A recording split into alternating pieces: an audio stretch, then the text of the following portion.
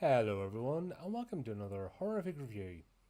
Alright, on a wee bit earlier than normal, I thought I'd get some of these movies on my list cleared up. I've only like one or two left, so I'm doing alright actually. So today we are talking about The Inheritance, directed by Alejandro Brugués. Hope I pronounced that properly. So tagline is: a billionaire on the eve of his 75th birthday invites his estranged children back home out of fear that tonight someone or something is going to kill him. He puts each of their inheritances on the line to make sure they'll help. Right. Trying to think how I came. Somebody recommended it in the chat, so on a live stream, can't remember one, but somebody recommended it and I stuck it in the list, and I'm getting around to it now. So, however long ago that was, sorry, this is my life. Obviously, as you know, this stream schedule's quite busy. This is sort of the quiet week, so this is where I try and catch up with stuff. But hey ho, um, how can I describe this movie? This is an example of when normies try to make horror movies and don't understand the horror genre. In fact, I need to look him up. Give me a wee sec while we're here. I should have. This is how you know I don't pre-script this kind of stuff and go off the cuff once I go live.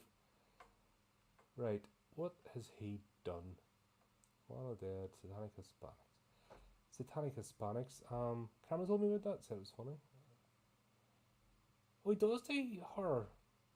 Oh shit, he did From Dusk to Dawn the series. Well, there you go. That's why it's shit. There you go. Mystery solved. Yeah. Oh, he did one of the ABCs of Death too. Alright, so this is what happens when somebody not very good at horror makes a horror movie. This thing is so contrived and telegraphed and just like it just feels like a normie movie that they're trying to do scary stuff. There's no tension in this whatsoever. There's no characters. Like everyone's a wooden plank. They're just right. Go do what you know what your character is from. Like you know who everybody is and what the game is from first 3 minutes of this movie, and that's bad. Like there's no room for error. You know who the final girl is. You know who the villain is. Everybody who acts the way they do throughout it. Like, ugh, don't know. I don't know what he was thinking, but basically we'll have everybody's alright. You've got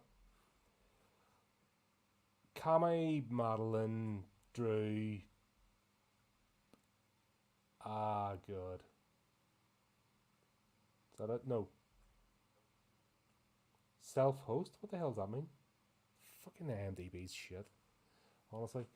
But anyway, Charles Abernathy is daddy, and daddy's asked for his kids to come home, and of course, he sent them with a formal letter with the ink stamp, and that's what you see at the start. Oh, scribbly, scribbly, do and all that stuff, and because it's on a nice piece of paper and got the wax seal, it's super important because that's the way these people communicate. However, on that, that's not the disparage about people using quill ink, because one of my mates still sends me letters that way, and it is nice, but it's just so contrived. This is definitely a dumb Yankistani thing with what is it, the second son syndrome they have. They've looked at our class system, and nobility, and well, not just ours, but European in general, and they went, "Oh, we can do better than that," and then they do the most contrived, crass attempts at it. So this is just another example. They're showcasing the family dynasty, the power dynasty, blah blah blah. My empire, we're all Abernethys, and Abernethys act like this, and blah blah blah. Um, like you would be if somebody went, "We're the Windsors, and Windsors act like this," you'd be laughed out of the room. It's that sort of just, and I don't know whether it's a Hollywood thing imposing, but when you see Americans and the way they get on, and yeah, you could imagine this. This isn't a stretch of the imagination that they actually silly bastards get on like this. But we have Drew and Hannah, the married couple, and they're all arriving in their chauffeur-driven 4 by 4 things. Don't do limos anymore. It's the 2020s, so we do these big, dopey looking cars that look crap and no class about them, but they've got a driver and all that kind of stuff. Because these are all successful people in their own right, so they don't drive or what, I don't care. Honestly, it's crap. But if you don't know from the first 30 or 40 seconds into this that Hannah is the final girl, I don't know what to tell you. You've never watched a horror movie before. Like, it's that bad. It's telegraphed so badly in this. And if you don't know that Charles is the villain, within the first 1 minute 30 of this debacle, you've never watched a horror movie before. What gets me, and it was interesting to see Peyton listing this. If you know, that's that wee girl from Cobra Kai, and she's kind of done dirty in that series because she was just sort of inserted in to fight the, who do you call her, Sandra LaRusso, the LaRusso, Daniel's daughter anyway. She was just inserted in to fight her, and she really hasn't had much of a character arc on her own. It's sort of hammered in. I thought the wee girl was sort of done dirty in that series, but here's an opportunity to see what she was like, and especially in a horror movie, because here's the thing. Yes, there's cheesy, bad horror movies, etc. But if an actor or an actress absolutely shines in it and really owns the part, they're set. Like, honestly, if you do a really good job in a cheesy horror movie and really set the stage on fire, you are sorted, because if nothing else, the horror fandom loves you and they'll go to the conventions, they'll, just absolutely lap you up because you believe in it. Perfect example, Bruce Campbell, like, that man can do no wrong, let's be honest. Because when he's done the roles, he's absolutely owned them. And even something like, what was it, The Man with the Two Screaming Brains, that one I covered, like, that should have been awful, but Bruce Campbell owned it, and made it. And that's the sort of power you can have. Even Heather Langenkamp, she went into special effects actually after Nightmare on Elm Street, but still, she appears in anything, and everyone's like, "Oh, right, go to see it." Doesn't even have to try, because that's the amount of goodwill in the horror genre. So, I was interested to see what she would do in this, and then I was really disappointed because they've got her face on the cover of the poster and the marketing, and I think she's the biggest name in this. I'm not, yeah, everyone else is just a, jobbing actor. She's the only sort of name, so I kind of get it. But they do her dirty in this. Like, she doesn't even get a chance. She arrives, so we've got, let's go through the characters. We've got Madeline and David, is it? David, they're the twins, right? And they are stiff, stiff necked. They're dedicated to the company, dedicated to daddy's legacy, haven't got a sense of humour between the pair of them. And they basically give you, they sell their grandmother to make an extra 10% in their holdings, right? So they're kind of telegraph for the one. Drew and Hannah, like, he's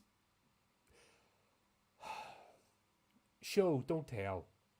So he's telling how wonderful she is, and she's sort of confirming, and he's practically kneeling before her and bowing at her feet, and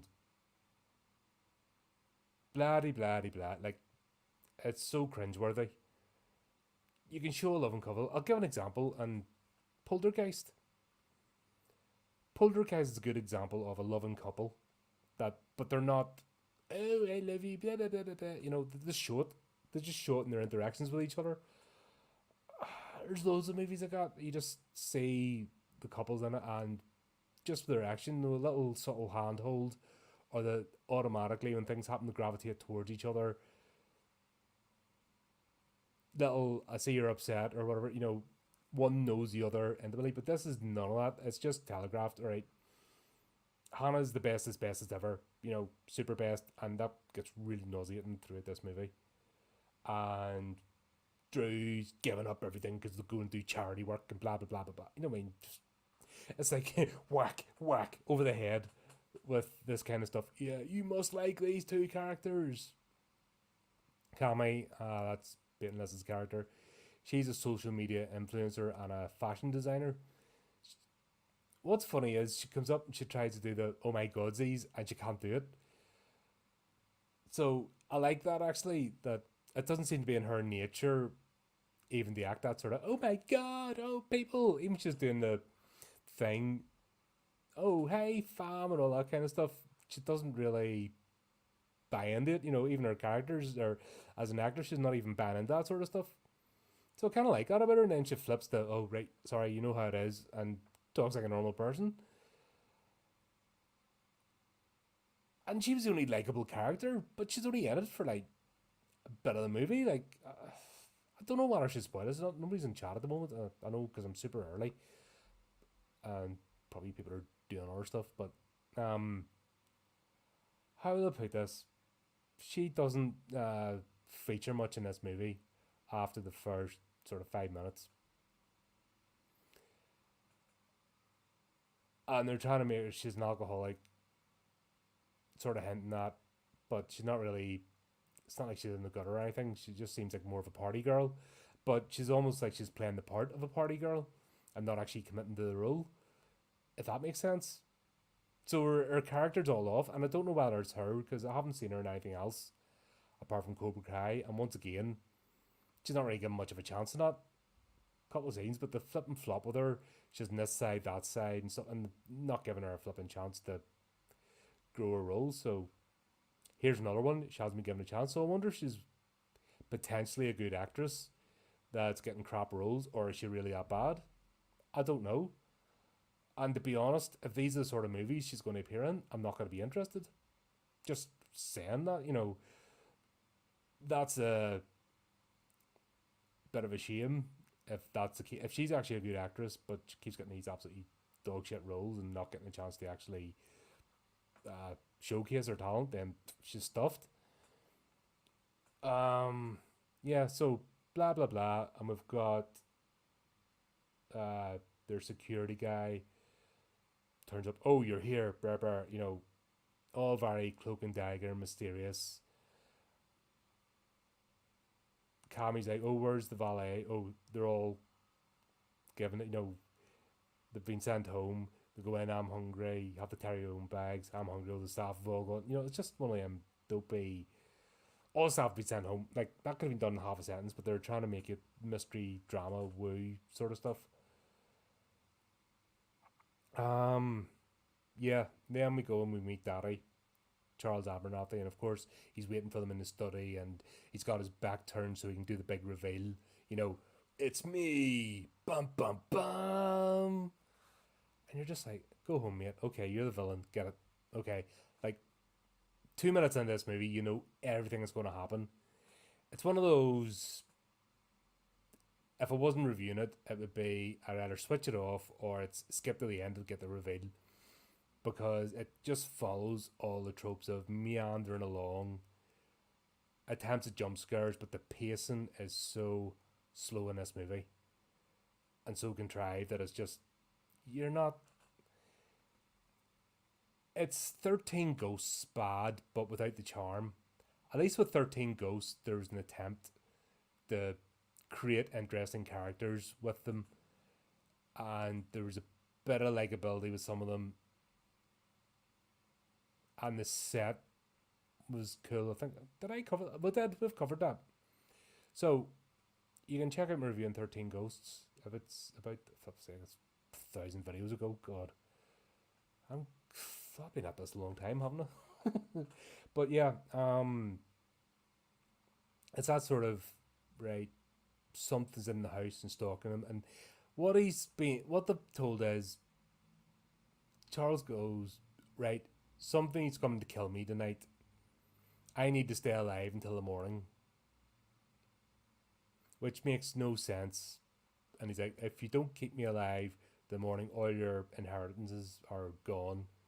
I'm donating it to charity, and then if I survive to the morning, I'll rewrite the will or something. So of course, blah blah blah. Now, if somebody's coming to kill you, surviving to the morning doesn't make a difference. You know, they're going to come again and again. So that side of the plot does make it doesn't help. Why the morning? Don't know. And then we'll have this Drew and Hannah, like, he's, oh, please, Hannah, go with the security guy and go to safety. You're not involved in this. Was I even go to safety? Just, you don't even. And she's like, I'm staying because you knew it, you know, because I'm the final girl. I'm staying. I'm good at everything. Like, this is a proper girl boss character, and it's just irritating because anyone who understands horror movies, the final girl isn't a girl boss. The final girl goes through the hero's journey, and that's why we love the final girl trope. That's how it became a thing, because they'll actually maybe just escape by the skin of their teeth and not be unscathed, if that makes sense. Sally from Texas Chainsaw Massacre, Laurie Strode, Nancy, you know, Nightmare on Elm Street, blah blah, on and on, ad nauseum. You know what I mean?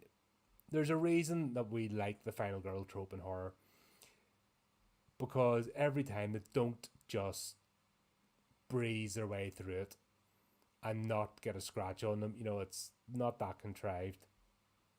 But not for dear Hannah here. And you don't get there's no question of her not being the final girl, especially as things start kicking off. So this carries on, and honestly, it's one of them. Of course, the movie commits the worst crime of horror, and it uses digital blood.